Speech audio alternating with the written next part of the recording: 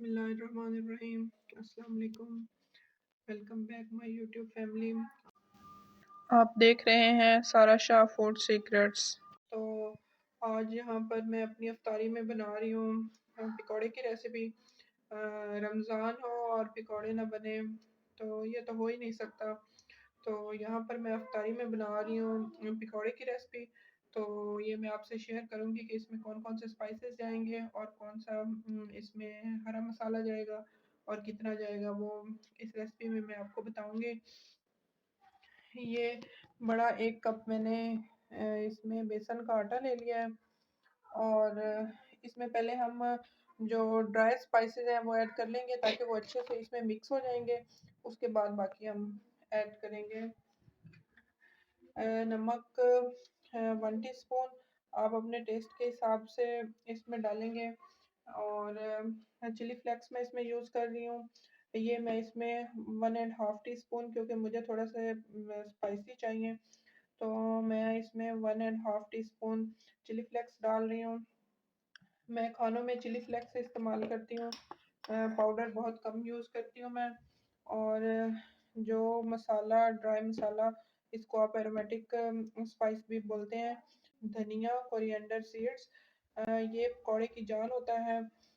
اس میں 1.5 T spoon ڈال رہی ہوں، اور اس کے بعد 1/4 ٹی اسپون ہلدی، ٹرمیرک پاؤڈر، اور اس کے بعد جو ہے اس میں 1/2 ٹی اسپون جو ہے میں اجوائن ڈال رہی ہوں۔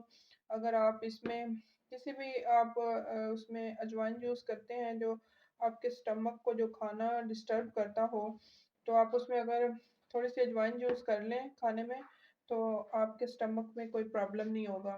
جن لوگوں کو پکوڑے کھانے سے ان کا سٹمک ڈسٹرب ہوتا ہے، اگر وہ 1/2 ٹی اسپون یا اپنی مقدار کھانے کی مقدار کے حساب سے اس میں اجوائن یوز کر لیں تو ان کے سٹمک کا پرابلم دور ہو جائے گا۔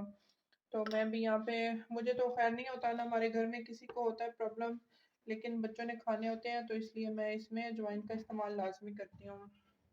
یہاں پہ گرین چلی 4 سے 5 میں نے کٹ کر لی تھی باریک، تو یہ میں ڈال دوں گی۔ پہلے اس کو مکس کر لیں گے تاکہ ڈرائی مسالے جو ہیں وہ پاؤڈر سارے اچھے سے مکس ہو جائیں۔ تو مکس کر لیتے ہیں۔ اس کے بعد 5 سے 6 پتے میں نے پالک کے لیے ہیں اس میں،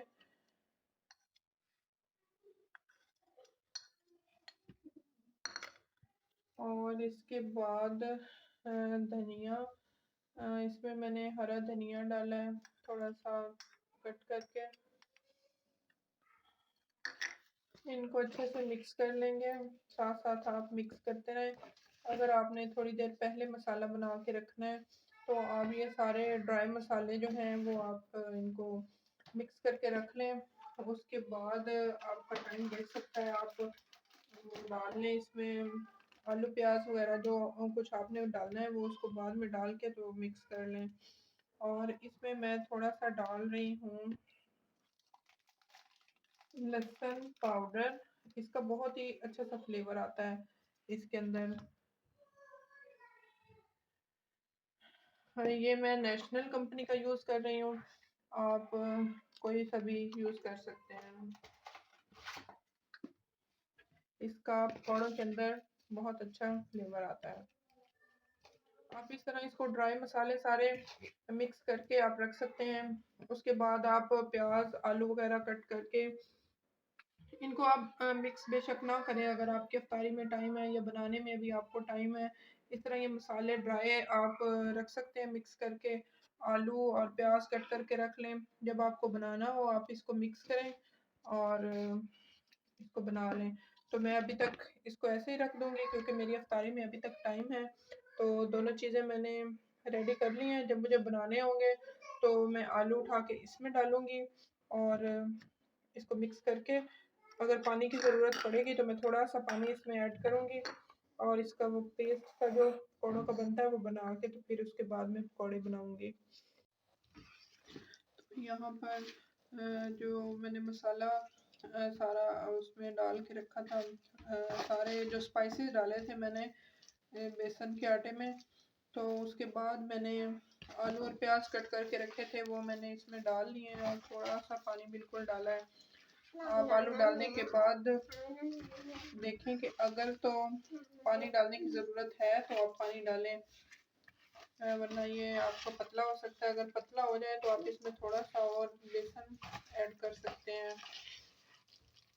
تو یہ ہمارا مسالہ بن کر تیار ہو چکا ہے، اچھے سے میں نے مکس کر لیا ہے اس میں آلو پیاز ڈالنے کے بعد۔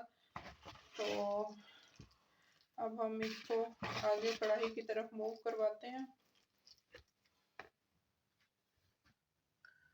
یہاں پر آئل ہمارا گرم ہو چکا ہے، اب ہم اس میں جو ہے وہ پکوڑا ڈالتے ہیں۔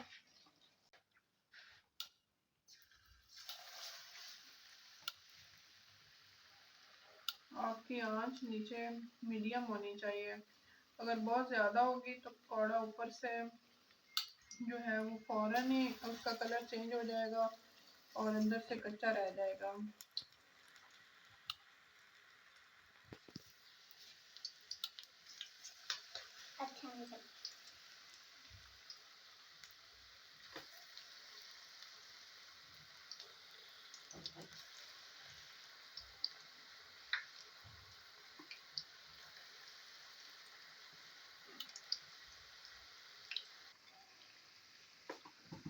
یہاں پر ایک سائڈ ان کی آلموسٹ ڈن ہو چکی ہے، تو ہم ان کی سائڈ چینج کر دیں گے پکوڑوں کی۔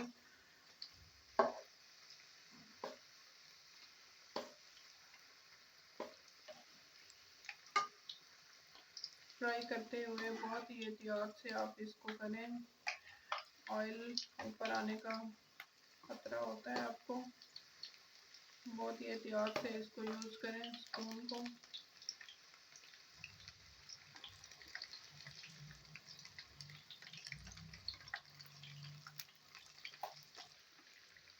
یہاں پر پکوڑے ہمارے ڈن ہو چکے ہیں، تو ان کو ہم بڑی احتیاط کے ساتھ نکال لیتے ہیں۔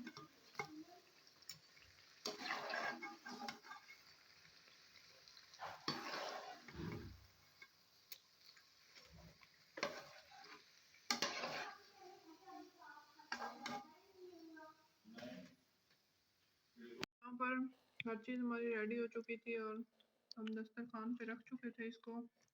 فروٹ چاٹ ہے، پکوڑے ہیں، رائس ہے، گنجیری ہے، ساتھ چٹنی ہے، اور یہاں پہ افطاری ہو چکی تھی۔ افطاری کے ٹائم میں کلپ اس کا ریکارڈ نہیں کر سکی کیونکہ ٹائم بہت شارٹ ہو گیا تھا، تو اس کے ساتھ میں ایڈ کرتی ہوں۔ ملتے ہیں کسی نئے ریسپی اور ولاگ کے ساتھ، تب تک کے لیے اللہ حافظ۔